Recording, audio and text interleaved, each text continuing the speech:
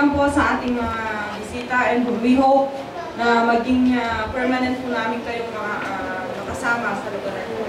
At manalangin, amen?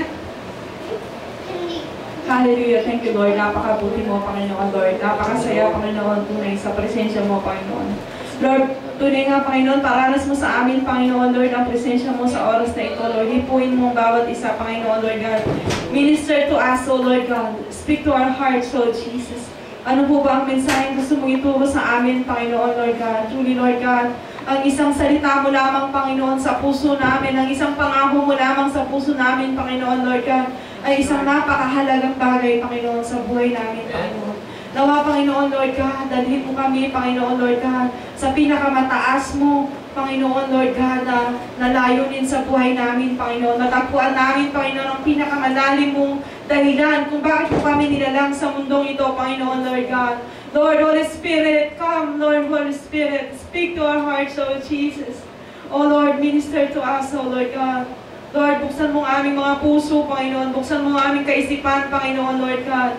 Ganun din, Panginoon, Lord God, ang mga problema namin, Panginoon, Lord. Nawa, Panginoon, Lord, iwinawaksin namin sa oras na ito, Lord. Kinakalimutan namin ang lahat na aming mga problema, Panginoon, Lord God, sa oras na ito, Lord.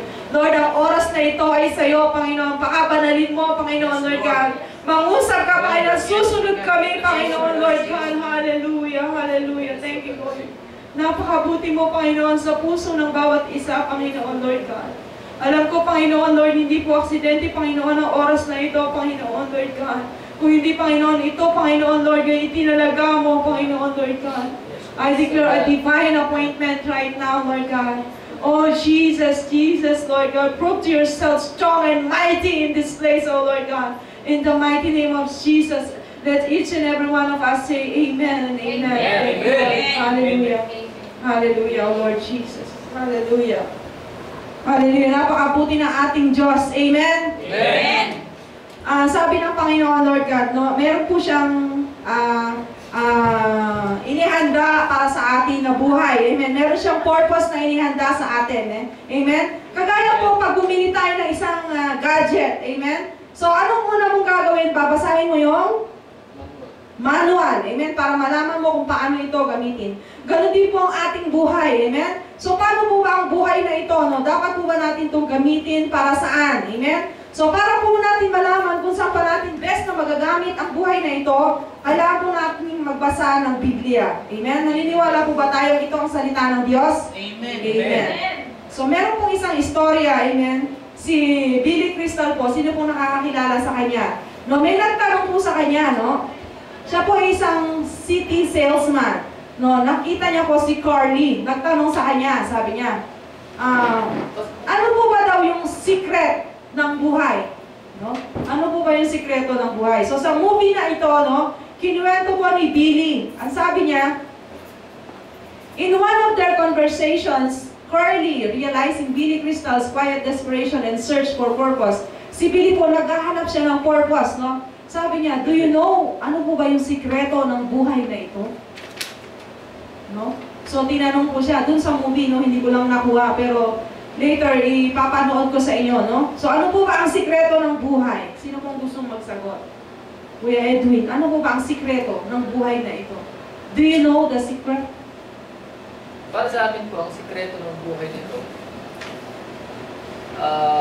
kagaya nga po ng sinabi ninyo na kung magkaroon po tayo ng isang gadget, bibigay, alamin kung paano po ito gamitin through reading the manual. Amen.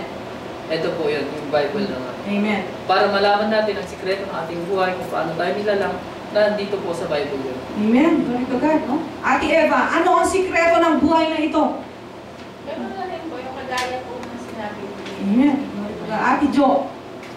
Ako na daw din po kay Edwin.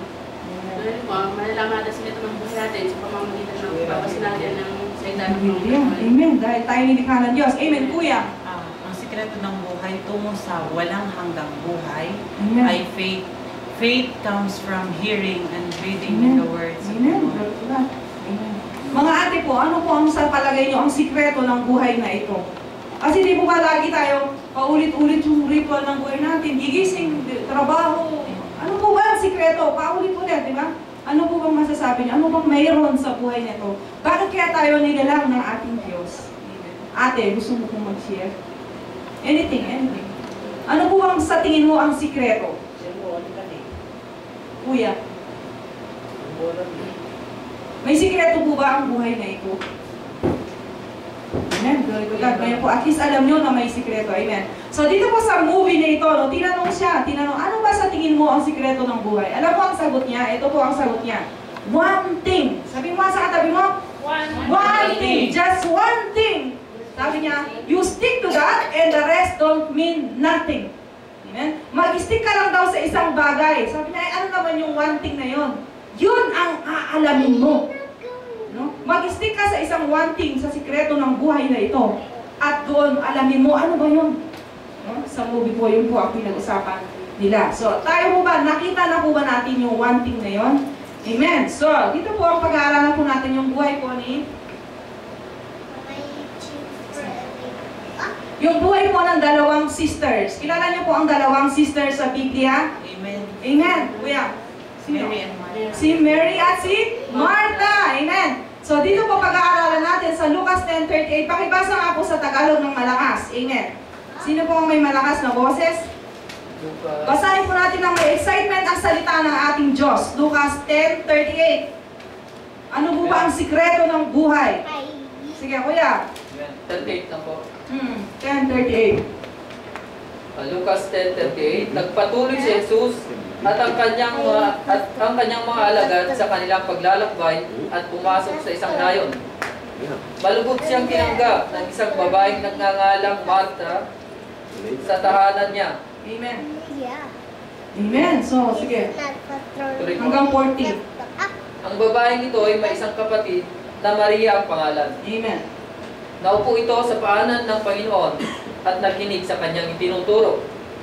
Alalang-alala si Martha sapagkat kulang ang kanyang katawan sa paghahanda. Amen. Kaya't lumapit siya kay Jesus at ang wika, Panginoon, sabihin nga po ninyo sa kapatid kong tulungan naman ako. Amen. Ngunit sinagot siya ng Panginoon, Anong sagot ng Panginoon? Martha, Martha, nililigalig ka at abalang-abala sa maraming bagay. Ngunit isa lamang ang talagang kailangan. Pinili ni Martha ang lalong mabuti at ito'y aalisin sa kanya. Ulitin mo kuya yung isa lamang. Sabay-sabay po tayo. Sino po ang may Tagalog Bible? Isa lamang. Ngunit Kuya. isa lamang Ngunit isa lamang Ang talagang kayo. talagang kailangan. ang talagang kailangan. Sige, sabay-sabay po tayo. Ngunit isa lamang ang talagang kailangan. kailangan. Ano po yung kailangan na yun, Kuya Edwin? Ang ano? Ang piliing makinig sa Panginoon. Amen. Ang piliing makinig sa ating Panginoon. So, nandito po si Martha, di ba? Si Martha, upset. Di ba? Bumisita po ang Diyos. So, tanongin mo nga sa sarili mo, what if God, kung ang Diyos, bumisita siya ngayon sa oras na ito, no? Handa po ba tayo?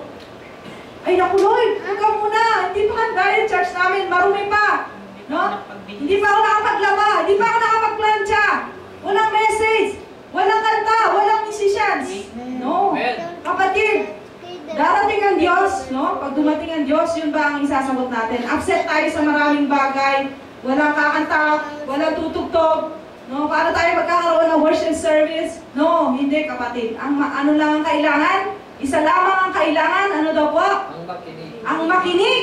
Amen? Makinig. Amen. So dito, and she's always looking. Tingnan po natin si Martha. Ilagay po natin, hindi natin sinasabing masama ang ginawa ni Martha. Kasi si Martha, marami din siyang ginawa. She's always looking at Mary. Tingin siya ng tingin kay Mary. Si Mary po, nasaan siya po ay? Nakasa paanan ng Diyos, nakikinig. Tayo, ang tawag sa atin ay?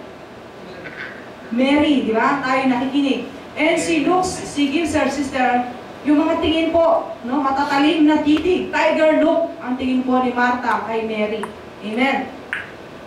So ito po si Martha, no, lagi siya nagtatrabaho, trabaho, no. So sabi po dito, ang sikreto po dito, if you're angry with someone, hindi po sila ang problema. Sino daw? Kung ikaw ay angry, kung ano sila, may ginagawa. Eh naku, bakit naman si kuya, ganyan. No? Kung tayo galit, no? No? Sino po may problema? Tayo. No? Tayo yung galit eh.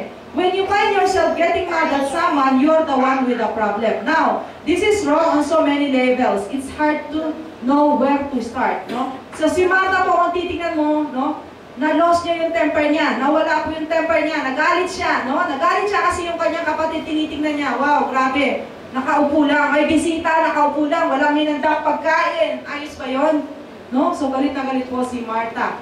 So si Martha moments can happen to any of us. Nangyayari po ang nangyayari kay Martha sa atin. Amen? Masyado tayong abala sa lahat ng bagay. Napansin po ba natin? Amen? Minsan sa buong araw natin, lahat ginawa na natin except manalangin, except makipag-usap sa Diyos. Amen? No? Imagine niyo po, meron kang anak. No? Imagine mo si Audrey, anak mo, no? Pagkatapos si Audrey, lahat ng bagay ginawa, hindi man na nag-hi, hello sa'yo. Masakit po ba?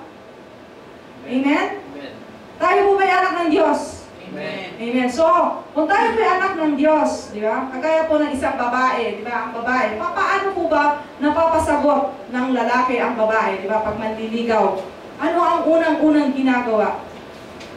Ako, si Kuya P, sa dami nang nanligaw sa akin, hindi ko naman sinabi mo, pero isa lang ang ginawa ni Kuya P. Hinaranan niya ako. Noong panahon na yun, kapatid, nagpadala po siya ng cassette tape kasi po nasa Riyadh po siya. Nandun po ako sa Buraida, 4 hours. Nagpadala po siya ng cassette tape na kumakanta siya ng Christian song. Nagpadala po siya ng Hillsong. That time, ginto pa po ang Hillsong. Kasi di ba Saudi, wala pong Biblia, walang message, walang ganyan, di po kami nakaka-attend. So, bawat ginto po yan sa amin. So, nagpadala po siya, kumanta po siya doon. No? Siyempre, wow, ang ganda pala ng boses ni Kuya P. Karaoke talaga. Ha? Panalo points. Talaga, pogi points. Amen? So, nanalo po, no? Paano kaya tayo? Tayo na anak ng Diyos kung kantahan mo ang Panginoon. Wow! Di po ba pag kinakantahan natin ang sarili natin sa karaoke, ang saya, di po ba? Ate, masaya mo ba pag kumakanta? Kuya, masaya mo ba? Pag kumanta ka lang ng any song, anong nangyayari sa'yo? Nare-release po yung tinatawag nila na adrenaline, di ba? Yung endorphins, yung endorphin po na good hormone, happy hormones, nagiging masaya ka. Pero what if kaya kung balikan natin, kung kinantahan mo ang Diyos? Wow! No? Nakita ka pa lang na, kasi minsan di ba tayo, ang ginagawa natin pag nakita natin ang Diyos? Nakita natin siya, ganyan. Ang ginagawa natin, meron tayong 2 listahan eh. Yung listahan natin napakahaba. Tinatawag na wish list. Prayer list ba? Ito Lord, na gusto ko. Pagpunta mo, alam mo kapatid, ang paglapit sa Panginoon, meron pong SOP na tinatawag. Di ba sa trabaho? Ate, anong kurso mo, te? Midwife ka, ayan. May tinatawag na SOP. Ano po yung sabihin ng SOP? Standard. Ha? Operating procedure or protocol, di ba? So, sinasabi mo na yung protocol na yan, pag lumapit ka kay Lord, na ang haba na ng list, Lord, ito gusto ko na sasakyan, gusto ko na ganito, gusto ko na ganyan. Ang daming hiniling, ha? Ang daming niyang hinihiling. Sa tingin mo, hindi kaya magtago ang Lord sa'yo? Naman dyan yung anak ko, manghihingi na. O, di ba? Parang, yung anak mo, pagdating pa lang, papa, ito yung listahan ng utang ko, pakibayaran mo. Di ba, tatago sa yung tatay mo, di ba? Ganon din po sa atin, no? Kung sa atin, ang SOP ng Panginoon, kailangan kantahan mo muna siya. Subukan mo siyang kantahan. Kung hindi nga, pag na-touch mo ang puso ng Panginoon, no? Pag kinantahan mo siya, nakinig ka sa Kanya, pinuntahan mo siya, pag na-touch mo yan sa Kanya, kapatid, di mo kailangan manghingi. Di ba sa Solomon? Di ba? Anong hinihingi ni Solomon? Di ba, Lord? Hindi siya nangingi ng kayamanan eh. Anong muna niyang hiningi? Wisdom, para sa i-govern niya yung binigay na di ba? Sabi niya, sige, dahil yan ang binigay mo, ibibigay ko pa. May added. Yung added, grabe, money and riches na hindi pa nakita. No? Gusto mo pa rin, kapatid? Kapatid, kung gusto mo matouch ang Panginoon, huwag yung kagad, pupunta ka na, hihingi ka kagad. Kantahan mo muna si Lord. So, napakalaga po ng pag-worship, napakalaga po ng, meron po tinatawag na public, may tinatawag na pagsamba sa sarili. Di ba? Sabi, ay hindi ko na kailangan magsimba. Hindi ko kailangan umaten ng church. Kasi nagsisimba ako, nagpe-pray ako. No? Sabi nila ganun. Totoo po yun. yun po ay mahalaga. Ang private worship mahalaga, pero meron din pong isa pa na kailangan natin gawin. Hindi lang po yun ang requirement. Dalawa po ang requirement. Meron po tinatawag na public worship at meron pong private worship. Ibig sabihin, kailangan natin umattend ng simbahan. Amen? Kailangan po, dahil unang-una sinabi ng Panginoon sa kanyang salita, di ba? Sinabi sa unang Pedro, di ba? Sabi niya doon, ano po yung sinabi doon sa Pedro? Kayo'y mga pinili, di ba? Maharlikang pari, mga mamamayan ng Diyos. Pinili kayo ng Diyos na maging Kanya upang ipahayag ninyo ang kahanga-hanga niyang mga gawa. Di ba? Anong gagawin mo? Ipahayag mo yung kahanga-hanga niyang gawa. Paano mo magagawa yun kung mag-isa ka lang? Amen? Yung paano mo i-express. Di ba sabi ng Panginoon sa kanyang salita, di ba alam po natin yung greatest commandment. Ano po yung greatest commandment? Ate Eva. Greatest commandment ng Diyos. Yung pinakamatinding utos ng Diyos. Huh? Love the Lord God. Love the Lord with all your heart, with all your soul. Paano mo ilalab ang Panginoon kung hindi ka maghahanap ng tao na ano para ma-express mo yan? Amen? Amen. May express mo yun kapag kung mayroon kang kasama. Hindi pwede yung, ay, dito na lang ako magpe-pray. Dito ko na lang mamahalin si Diyos, si Lord, dito sa loob ng bahay ko. No? Hindi po, napakahalaga po ng simbahan. Amen? Napakahalaga po na kasama natin ang fellowship. No? Kasi po dito natin ma-express kay Lord. Parang ano yung kapatid, matanong ko po kayo, ano bang ibig sabihin ng marriage? No? Bakit kailangan magkaroon ng boyfriend, ng girlfriend, ng kasal? Sa tingin mo, Kuya Ian, what is marriage? Bakit kailangan may marriage? It is a relationship. Relationship. Intimate relationship. Intimate relationship. Bakit kaya? Bakit kailangan mayroong intimate relationship? Kasi, kagaya ng pagpapakasal, Amen. ito yung tipanan rin yung dalawa. Amen. Na kayo. Okay na. Amen. So ngayon, bakit natin kailangan ang lahat ng iyan? Bakit kailangan makipag-ibigan ka? Makipagrelasyon ka sa kapwa mo? No? Bakit? Kuya June, bakit kailangan mong ibigin si Ate Mary? Alam mo kapatid, kung pag-aaralan mo yan, meron pa pong mas malalim na kahulugan yan. Hindi lang basta binigyan ka ng asawa, ng boyfriend, ng girlfriend, ng karelasyon, ng kaibigan, no? Hindi lang po yan. May ibig sabihin yan. Ibig sabihin kapatid, merong gustong ituro ang Panginoon sa iyo, no? Lahat ng ginagawa natin dito sa mundo, amen? Lahat ng ginagawa natin, ito po ay representasyon. Ito po ay dramatic. Dramatic. Ano may drama? Binigyan ka ng drama sa buhay mo ng Panginoon. Binigyan ka niya ng kaibigan, no? Ng asawa. Binigyan ka niya ng karelasyon. It is a dramatic representation kung paano ka makikipagrelasyon sa Diyos. Amen? Di po ba yung asawa mo, binabati mo? Ay, hi darling, good morning. I love you, di ba? Ang sarap, di ba, sa umaga? Halikan mo siya. Lahat ng gagawin mo dito, sa karelasyon mo, yan po ay para, yan ang gagawin natin kay Lord. Imagine mo ang Diyos mo, no, ang tatay mo na hindi mo sinasabihan ng I love you. Masakit yun sa Panginoon. Kaya pala, tingnan mo yung sarili mo, bakit kaya hindi ako binibless ni Lord? Bakit yung hinihiling ko ayaw pang ibigay? Siguro meron pa akong hindi nagagawa. Isa yun kapatid, no? Kaya ka binigyan ng asawa is, no? Kaya tuwing sasabihan mo na I love you yung asawa mo, isipin mo ay meron pa akong isa pang dapat mong sabihan na I love you. Sino yun? Ang Diyos. No, pagkasabi mo na I love you, actually, bago mo sabihin na I love you ang misis mo, good morning, Lord! No? Good morning, Holy Spirit! Good morning, Jesus! I love you! No? Ito pong worship na to, no? Ang pag-worship ko, it's actually saying, I love you. Di po ba ang utos ng Diyos is, love the Lord with all your heart, with all your soul. No? Bawat pagkanta mo, kapatid. Di ba? Kaya kapatid, alam mo, ninanakaw ng kaaway yan eh. Kaya nga, yung iba sinasatisfy lang sila sa mga kanta ng sarili, di ba? Makapapansin mo yung mga kantang pansarili kagaya ng Lunes, nang kita'y makita, yung mga ganong kanta, di ba? Tungtuwa na tayo, tungkol sa pag-ibig. Ano ba yung mga pag-ibig na, yung iba pang kanta, now and forever, mga kanta kong gano'n, no? Pero subukan mong ialay yung kanta yan kay Lord. Napakasaya. Alam mo kapatid, ano po ba yung pinakamataas na profesyon dito? Kuya, anong profesyon mo? Kuya? Ha? Ang tawag sa profession mo?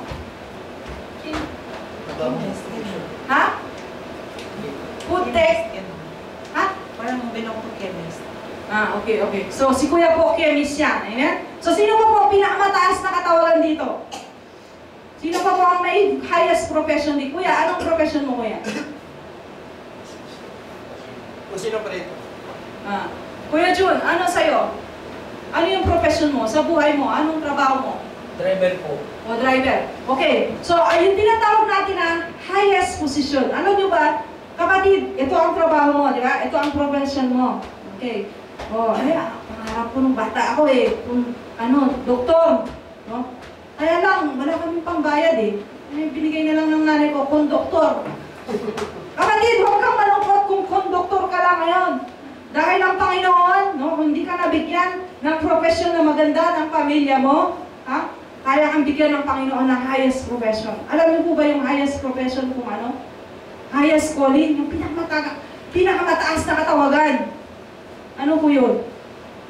Yung pinakamataas na katawagan, kapatid, yung kung lumapit ka sa Panginoon, sitting at the feet of Jesus. No? Yung makikinig ka sa salita niya, mag-worship ka, worshiper. Yan po ang pinakamataas na katawagan.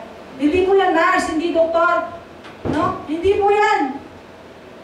Akala mo, ikaw na engineer. Wow, engineer. Ha? Ikaw na ang pinakamataas na na hindi ka na namamansin kasi ikaw ang taas-taas ng kurso mo. No, kapatid! Once you are worshiper, ikaw ay nagliling ko sa Diyos, ikaw pa rin ang may pinakamataas na profession sa mundong ito dahil yan ang tinawag ng Diyos. Amen? Di ba sabi po ng isang kanta, ang sabi ng kanta down at your feet, oh Lord, down at your feet. Sa iyong paanan, oh Diyos. Ito po ang pinakamataas na katawagan. Amen? So kung titignan mo kapatid, marami sa atin, hindi natin nakakamtan yung katawagan na yun. Marami sa atin, i-install natin ng pag-worship, hindi natin binibigay yung best natin na moment, pero once na lumabas tayo sa labas, nakikipagkwentuhan, nasaya-saya, ang tagal makipagkwentuhan. Pag nakipagkwentuhan, ilang oras? Ilang oras minsan? Di ba? Pero pag nakipag-usap sa Diyos, kumanta sa Diyos, minsan nga wala pa nga isang song sa isang araw para sa Diyos, di ba? So, gaano po ba natin kamahal ang Diyos? Sabi natin, we love you, Lord, with all our heart. Buong puso. Pero nasan yung buong puso? Amen? So, dito po sa istorya po ni Martha at ni Mary, balikan natin. So, tingnan po natin. Ito po si Jesus. Amen? Nandito po si Martha. Nakaupo siya sa paanan ni Jesus. Yan po ang pinakamataas na katawagan. Amen? So, itong si Martha, naghanda ng pagkain, nagluluto. Pero yung po kasing noong time na yun, wala pa pong division na ganyan. Habang nagluluto si Martha, nandun lang si Jesus, nakikita lang din. Kaya na si Martha, aligaga, ang dami niyang gustong ihanda. Ang dami niyang gusto, hindi pa nakayos yung naupuan, yung plato, hindi pa nakayos. Ito naman si Mary, nakaupo lang siya doon. Pero actually, si Martha sana, habang gumagawa siya, kung hindi siya na problema, pwede sana siyang makinig. Kasi malapit lang po malapit lang, wala pang that time yung mga bahay, wala pang division yan, dinig pa niya. So habang kahit sana siya, nagluluto siya, pwede siya makinig. Amen? O ngayon, may nagpe-prepare sa labas, di ba? Dapat yung utak nila, pa rin nila na makikinig pa rin sa salita ng Diyos. Amen? So si Mary po, nakikinig siya, listening and loving Jesus. Yun po ang pinakamagandang katawagan, kapatid. Mahalin mo ang Diyos ng buong mong puso. Amen. Si Martha, siya po ay naapektuhan ng relationship with others, affected relationship with Jesus. Amen. So, apektado po siya, galit na galit siya, di ba? Na-upset siya. Amen. Upset po si Martha kasi nga, hindi pa nga, sabihan mo nga, di ba? Pinuntahan niya si Jesus. Sabihan mo nga yan si Mary na tulungan niya ako maghanda ng pagkain. So, sabi ni Jesus, Martha, Martha, ang dami mong iniisip, naliligalig ka. Hindi niya sinabing mali si Martha. Hindi niya sinabing mali. Kasi tama rin po yung maghanda ka, Tama rin magayos ka, Pero ang pinakamaganda po, ang pinakamaganda is yung Nandiyan na yung bisita mo, asikasuhin mo na. No? Di ba? Hindi naman mahalaga ang pagkain, di ba? Kahit mag-worship tayo, pagkatapos mamaya wala tayong kainin, ayos lang, di ba? Amen? Amen. Kahit uminom na lang tayo ng tubig. Ang mahalaga po na entertain natin yung bisita natin. Amen? Na-entertain natin si Jesus. Si Jesus cares for His disciples.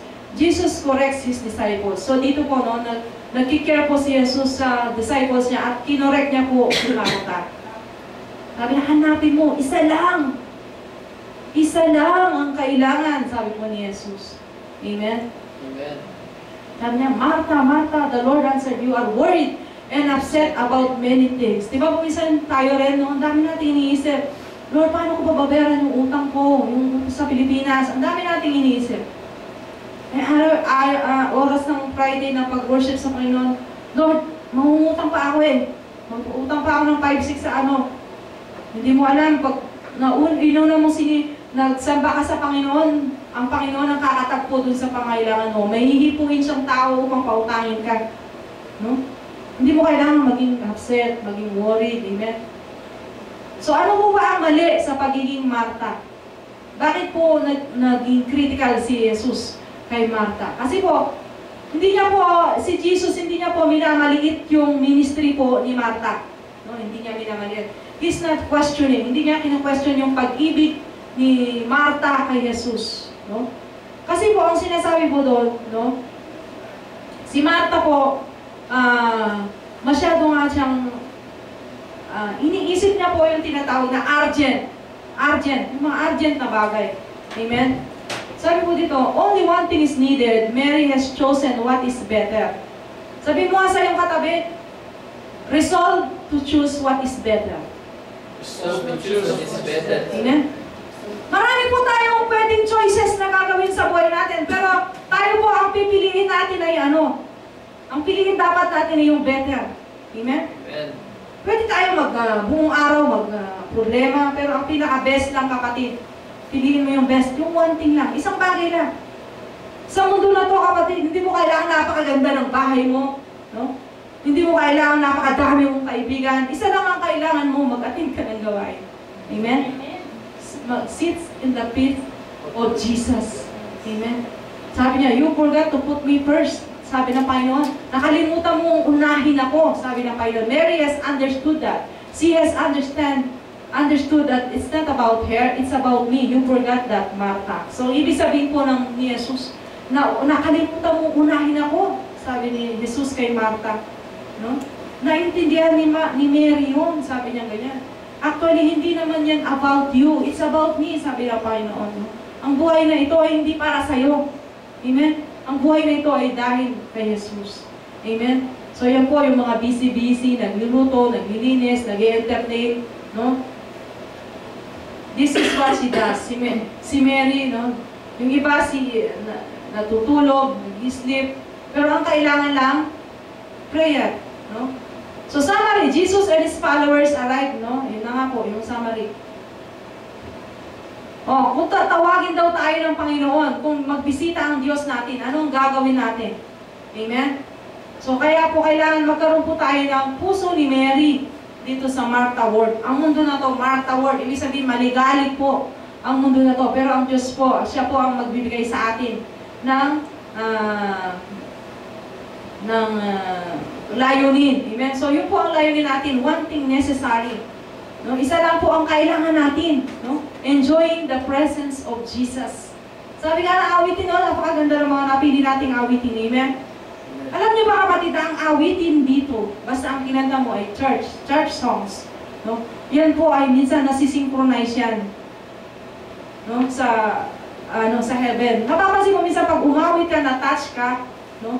Ibig sabihin sometimes, no, yan po ay, yan din ang inaawit sa langit. Amen? Pag napaiyak ka, napaano ka, no, nararamdaman mo dyan yung mga angels, the brass of angels swings. Surely the presence of the Lord is in this place. Amen? Amen. So, kapatid, naunawaan na po ba natin na minsan po, no, hindi natin kailangan na magpakahirap-hirap sa buhay natin. No? One thing on the earth, isa lang po ang kailangan natin. Amen? Ito po, sabi nga po sa earth, sa heaven, Meron pong isang ginagawa doon. Ano po yung isang ginagawa sa heaven? Worship. Ano po yung isang gagawin natin sa heaven? Ha? To worship. Sa heaven po, may gagawin tayo doon na isa. Amen? Yun po ay mag-worship. Ang tanong ko lang kapatid, ano, sabi na, one thing on earth, ang isang bagay na ginagawa natin dito sa earth, sa lupa, na ginagawa din sa langit ay ano? Ano po? Worship. Di mo ba? Worship. Public worship. Nakikipag-worship. Isa yan. Ang problema natin ang tanong, what if kung hindi ka nag-enjoy sa worship? Ano ba yan? Ang tagal ng awitin. Paulit-ulit. Ayoko nang umaten. No? What if kung hindi ka nag-enjoy dito? No? Kapatid, yan ang gagawin natin sa langit. Dito pa lang, we have to learn to enjoy the presence of God. I-enjoy po natin ang pag-awit sa Panginoon. Dahil sa langit, wala tayong gagawin kung hindi aawit. Amen. Amen. We have to practice. Kaya nga ito pong ginagawa natin. Kaya tayo pinanak. No? Kaya nandito tayo is learn. Aralin natin. Paano ba mag-enjoy? Paano makilitiin si Lord? Wow! Makikiliti mo pala si Lord, no? Mapapangiti mo pala si Lord. Alam mo kapatid, once na napangiti mo si Lord, sabihin ko sa'yo, may hinihingi ka ba na matagal na? Once na napangiti mo si Lord, I challenge you kapatid. No?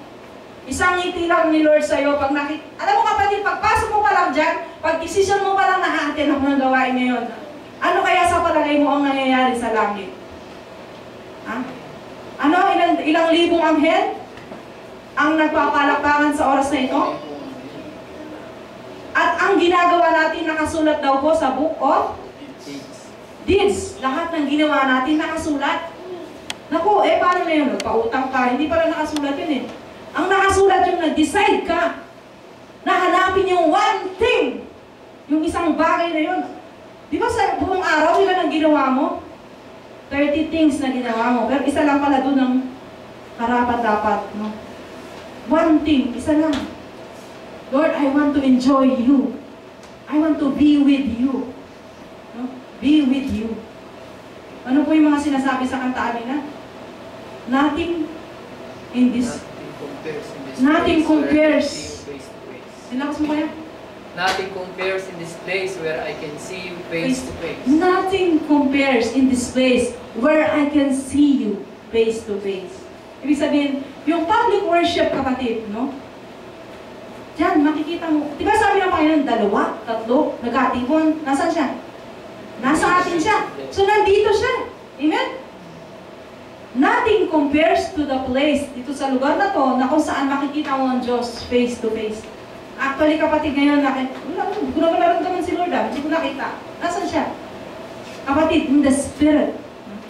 Once na ma-open ang Spirit mo, makikita mo, nandyan ang Lord. Amen? Mararamdaman mo yung mga angels. Amen? So kapatid, mag-e-enjoy na po ba tayo sa presensya ng Diyos? Amen. Tapos kapatid, gawan nyo ng paraan na magkaroon din kayo ng private worship. No? Magkaroon din kayo ng isang kanta. Isang kanta na nagustuhan mo, kantahin mo rin. No? Hindi yung puro ang kinakanta mo na lang yung complete mo sa amo mo, sa buong araw. Subukan mo kapatid, pag may problema kumanta ka. Lalo na kantahan mo si Lord. No? So solve niya pa, instantly solve niya ang problema. Alam mo ba ang pag-awit ay doble po ang lakas niya kaysa sa prayer. Pag nag-pray ka, di ba? Pag nag-pray ka, Lord, pray ka ng isang oras. Pero pag nag-pray ka, umawit ka ng isang kanta na 5 minutes, it's equivalent to 2 hours. Ang effectivity po noon, 2 hours. Kaya kapatid, ang pag-worship, lalo na pag sumama ka pa sa public worship, ganito, church gathering, no? Kasi diba sabi ng Panginoon, there is power in agreement. Eh, nagsama-sama, united worship, corporate worship, sama-sama na lalangin, yung boses mo, yung pag-awit mo, sabay-sabay tayo lahat. Wow, power po yun. Abangan mo kapatid, no? May gagawin ng Diyos sa iyo sa linggong ito. Ano yung hinihiling mo na matagal na hindi binibigay ng Diyos? Ibibigay niya yan. Amen? Sa isang pagsunod mo, no? Sa isang awit mo sa Panginoon, may gagawin ng Diyos sa'yo. Amen? Subukan mo, kapatid. Amen? Tayo po'y tumayo. I-learn po natin i-enjoy ang heaven, no? I-enjoy po natin ang presensya ng Panginoon dito pa lang sa lupa. Amen? Thank you, Lord. Hallelujah, hallelujah. Awitin po natin yung ang tanging alay mo, kuya. Sa bandang, yung chorus na, yung iaalay mo yung buhay. Amen, hallelujah, hallelujah. Awitin po natin ang buong puso ang awitin na ito, Lord. Hallelujah, hallelujah. Thank you, Lord Jesus. Oh, Jesus. Hallelujah. Kuya, sa bandang chorus.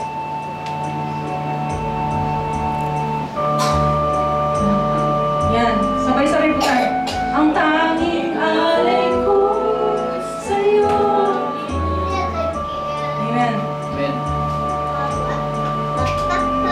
Sabay-sabay po. Ang tanging alay ko sa'yo, aking Ama, ay buhay ko, puso at kaluluwa. Hindi makaya na makakakaloob, mamahaling iyas, tigintong ilong ko, ang aming dalangin, O Diyos ay tanggapin, ang tanging alay ko, nawa'y gamitin, ito lamang Ama, wala nang iba pa, akong hihingin. Thank you, Lord God. Maraming salamat po, Panginoon Lord. Ito po ang aming tanging alay sa iyo, Panginoon Lord. Ang aming buhay, Panginoon Diyos. Yes, Lord, truly, Lord God, narinig mo ang bawat puso namin, ang bawat awitin ng aming mga puso, Lord God. At alam mo ang mga desire ng puso namin, Panginoon Lord God. Thank you, Lord God, that you have created, O Lord God, na Panginoon, ng oras na ito para sa iyo lamang, Panginoon Lord God. Dinededicate namin ito, Panginoon Lord God.